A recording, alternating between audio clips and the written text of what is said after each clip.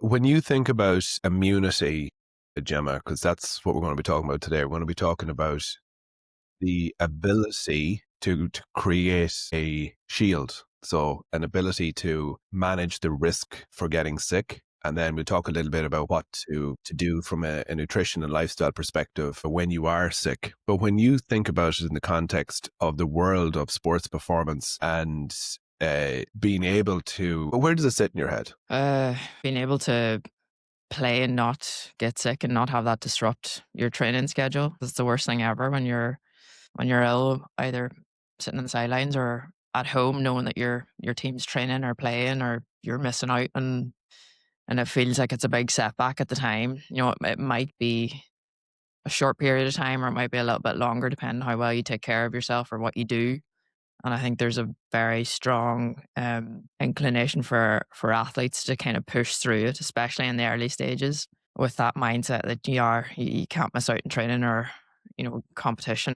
If we think about it from two different perspectives, if we think about it from the athlete perspective and how they view it, and then we think about the coach, the trainers, the nutritionist, and how they view building that immunity and dealing with that risk, they're two very different things. I guess just from a context perspective, the athlete, just like you said, is going to look to push through it, and they're going to look for ways to manage it in whatever shape or form that they can. And then the coach, the nutritionist, the trainers are far more conscious of managing the risk with a higher degree of accuracy. Does that make sense? Because I think there's two different perspectives here on it. The coach, the practitioner, is trying to look at it from a very logical and try to address it correctly while they are trying to support and protect the athlete as much as possible. That can sometimes just be a bit of a crossing when the athlete just wants to kind of go and train and dismiss symptoms or feel like they can't just get through it. So I think there has to be a really strong kind of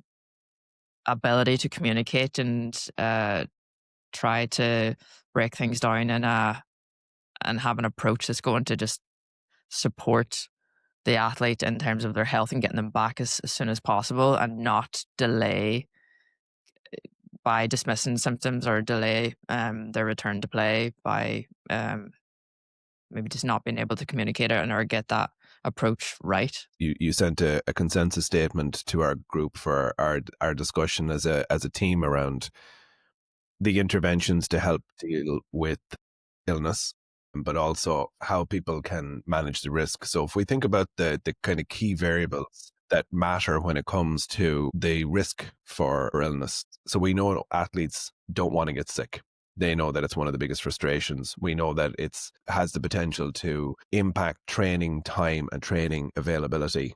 You know what? I actually don't think, unless you're working with somebody who's able to highlight the risks, I think a lot of athletes probably don't even realize how big a variables training, like, I suppose we'll get into the training load in a moment, but levels of fatigue, sleep, stress management, even the paper mentioned performance anxiety, and then nutrient availability. Well, I've worked in that space for a long, long time. And I think just going back to the whole point about pushing through, I think if you were able to see the numbers are and the percentages are very clear to see, like when you've got very high levels of stress, when you have sleep deprivation, when you're dealing with pressure, and like the exam period is a great example, where in the context of sport, or where I've worked with young athletes, where they go through exam periods, stress levels are high.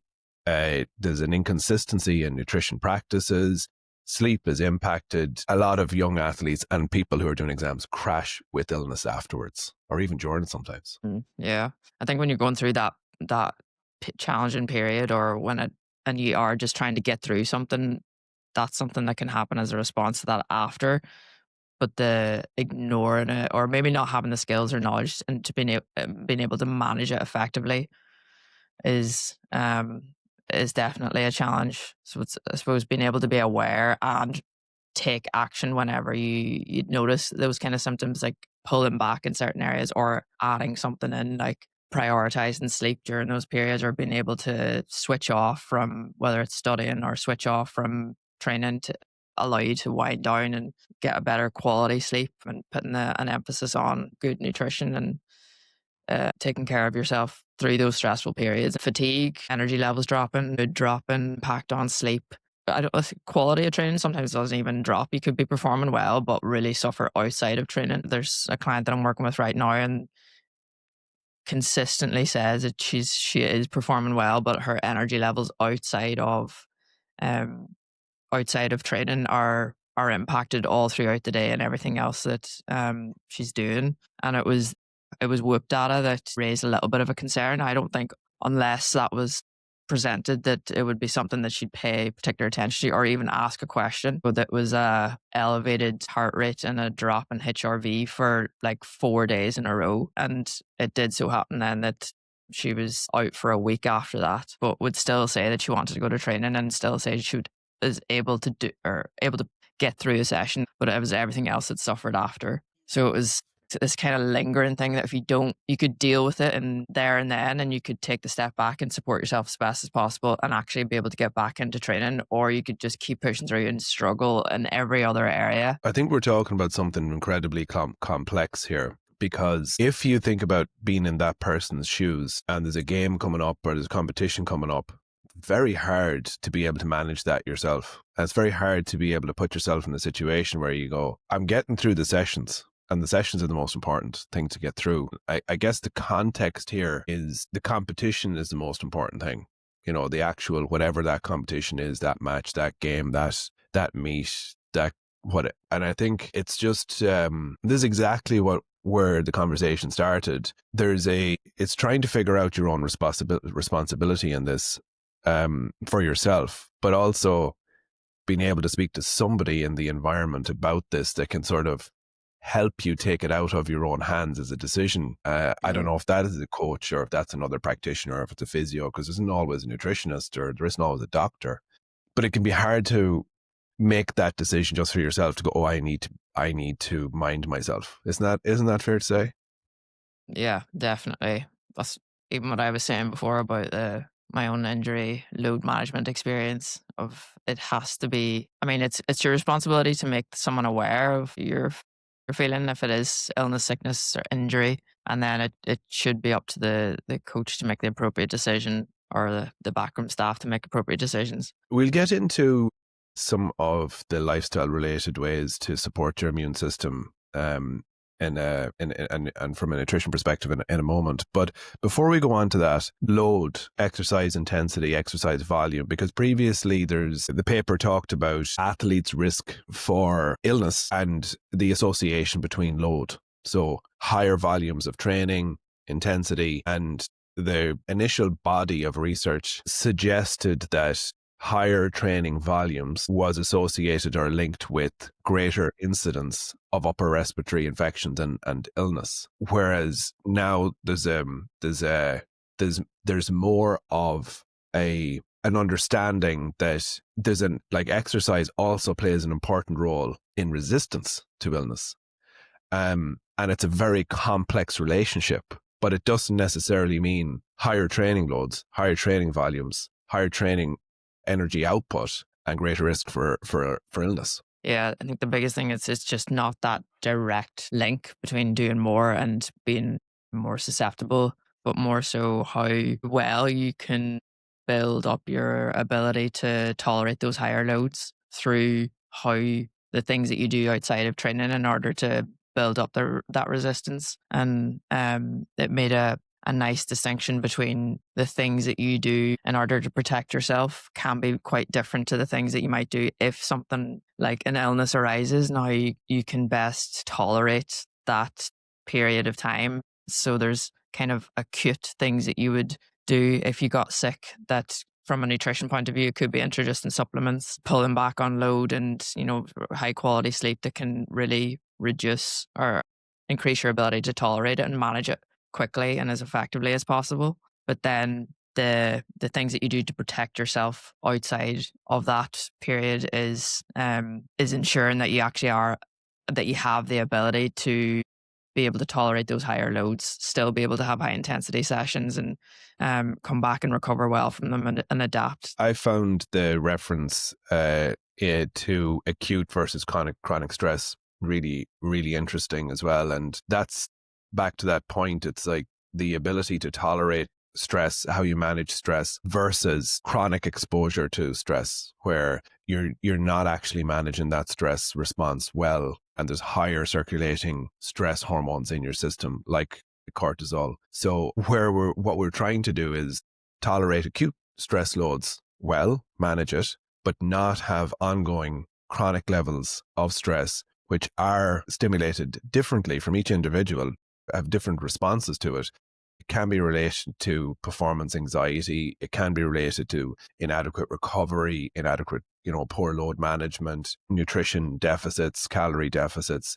So there's lots of different variables in here that stems right back from your attitude towards all of these things, and but it's trying to break this all down and say, okay, here's the risk for illness, here's the risk for injury. Performance is the primary goal here. There's you and your behaviors, there's the exposure to your environment, and it's how you interact with both and manage these things that make the ultimate difference to how well you support your own immunity and deal with the risk for whatever illnesses you're potentially exposed to. From a nutrition perspective and a nutrient perspective, like what are the most important factors? First, for supporting the immune system and building that resistance. And then we can move on to when you do get sick, what does the research say? So the first part on the resistance part is that it talks about in the paper that most athletes have a strong immune system. So there's no need to, this boost in immune system, the term that's thrown around, it's not that you can just add these supplements and it gives you this enhanced kind of boost and protects you even further. But the things that we do to protect ourselves as best as possible, the first one is sleep quality and consistency, and that being number one. And then from a nutrition point of view, adequate nutrition means enough energy to support overall function and load. And then the impact of the quality of your diet then from the micronutrients that you provide your body with, like enough iron, vitamin D, zinc and magnesium from food first, good quality whole foods, regular meals, nourishing the body throughout the day and throughout the week. And then antioxidant availability from the likes of vitamin C or plenty of vegetables and fruits in different meals throughout the day as well. So they're the they're the principles that we base everything off in terms of how you build your meals and structure your day. It's just the emphasis on being aware of where those nutrients come from and the foods that you're adding to your day to ensure that they're provided in enough amounts for your individual requirements. And it's not actually that complicated, and we do this all the time. We break down meals. We can show, let's start with, this rhetorically, 5 a day. Like, let's actually hit a minimum of 3 vegetables and at least 2 fruits, and that equates to somewhere around the 600 gram mark of fruit and vegetables. And it's very easy to do it if you have an element of structure. So that's the first part. Just because of my ongoing interest in performance psychology and sports psychology, I just want to reference here how important it is just to touch on the psychological recovery, the reset, the decompression aspect that can play into this. Because if you learn to personalize the switch off, it can make such a difference to how your body responds to stress. And in really simple terms, exposure to nature. If contrast therapy is what you want to do, if you want to do a sauna and you want to do a cold plunge, or you want to do it in a contrast therapy in your own shower or bath, or listening to music, these type of things actually make a difference if you personalize them to you, and I think that that's something that me as a young sports person growing up, I never would have fully appreciated the value of that time away from your sport, time away from that stimulus, and how that can actually help with that homeostasis, your circadian rhythm, and feed into the support of your immune system as a strategy. So now we're sick. Now the tissues are out. Feel sorry for yourself. feeling very low. The mood is low. We're missing training. We can see the tone starting to drop. Just, I'd say let's go wise through up. the. Did you just say wise up? Gemma will tell you get on with it and give you a kick in the arse. Yeah. What I'll put on a what do nice we do? face for now. Come from a supportive, caring place for the moment.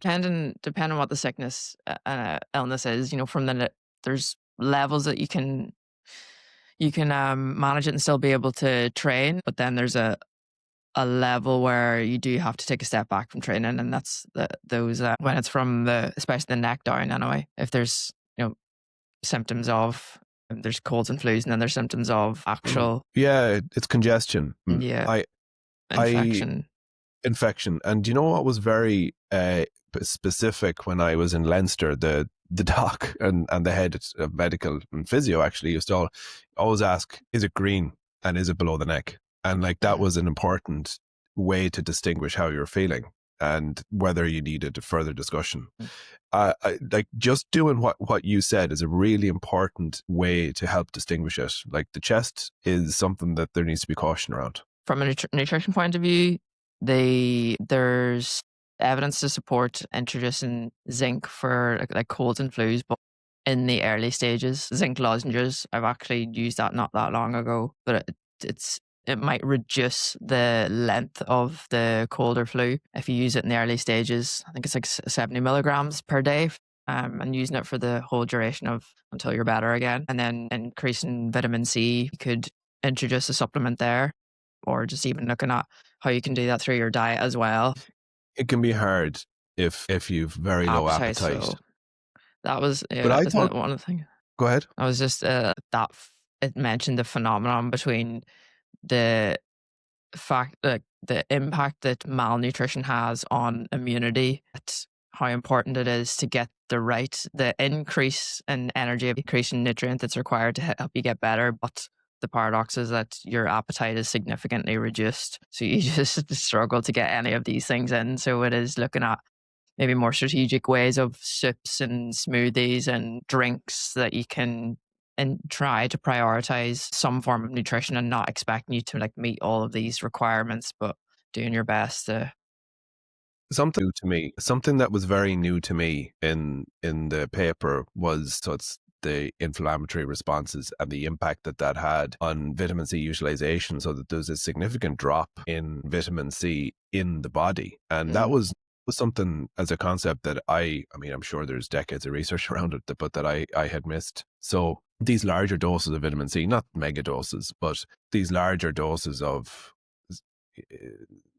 600 milligrams being actually recommended during these periods because of that deficit was interesting. And you talked about the strategies there. It's even the texture, and it's even how specific you need to be with what you're using in order to consume it. And that's something that I found, the difference between using orange juice and milk, the difference in what type of fruits that you choose, even the use of frozen fruits versus fresh fruits, and the juice component making such a difference, how long you blend it for. It's all of these very subtle things, because when you're sick, you might only be able to drink, and then the texture of it and the volume of it and the density of it, they all make a difference. It depends on just what's on the line as well. If you want to get back and you want to get back into training, you've got a game coming up, then these are the things where it really matters. No matter how many times you hear that, you go to a doctor. I've got young kids now, and they'll say hydration, hydration, hydration. It's actually only when your child is sick, this is new for me, that you realize how challenging it is to get adequate fluids on board. There's such a resistance to the hydration, but the hydration plays such an important role at a hormonal level, and even from the body's ability to deal with the infection, move toxins, deal with the inflammation, management of temperature. It's these things that, like, when it's yourself, you're not as conscious of it. But when there's something as critical as your child's response to this illness, you look at every ml. That's because you can coordinate, you can look at temperature. So the management of temperature, the management of hydration, nutrient, and I want to add as well, And that's kind of going back to the soups and smoothie things, because if your tummy is small, your appetite is reduced. Being able to get calories in through whatever means necessary, and sometimes that means jelly babies and sweets, even to bring in some form of energy. I know we're talking about large variabilities here, but it's those type of things that make a difference. The last thing I'd like to summarize is the emphasis on acute increases in training load, managing stressful phases, or you're anticipating high stress phases, and travel, just as a key point for athletes to be conscious and aware of. And we used to have these, look, we know that it may not boost immunity, but they were when I worked in both team sport environments, we did talk about the immune packs. So what's the relevance of that? The preparation phase is a nice way to frame it, knowing that if you're coming into something like that or about to travel, like especially long haul travel, is where you can put these things in place. To the new research has come out on sleep and how you can sleep bank, and that if you are going into if it's a competition, or you're going into a period where you might suffer with sleep. I talked about the link between immunity and that as well. So it was, if you're going away, or you're about to perform, in a week or two, that you can sleep bank on the lead up to that. And this paper kind of phrased it in the same way, is that you can prepare yourself and protect yourself by doing these things before going into that period where you might either be more susceptible or just not be able to get that high quality sleep. So it just gives you that bit of a shield. Let's wrap it up. Let's bring the conversation to kind of some of our key points, our key things for people to take away from listening to you, and just even thinking about it from the athlete's perspective. It's maybe a better self-awareness around the management of yourself and your recovery practices to give yourself the best chance, particularly if you notice those kind of changes in mood, changes in energy level, changes in soreness, like really beginning to reflect on those. Maybe it's even journaling and having a very good baseline for yourself to refer to and go, okay, I need to prioritize sleep, or I need to prioritize hydration. I need to prioritize the management of this that little bit better. So, and maybe it is even adding in some more vitamin C or probiotics during that phase where you feel that level of load on your system. Is there anything to add to that? Other than sleep, and just having a good sleep schedule, and making sure that you can switching off the phone and being able to get to bed on time, and prioritize the consistency and quality.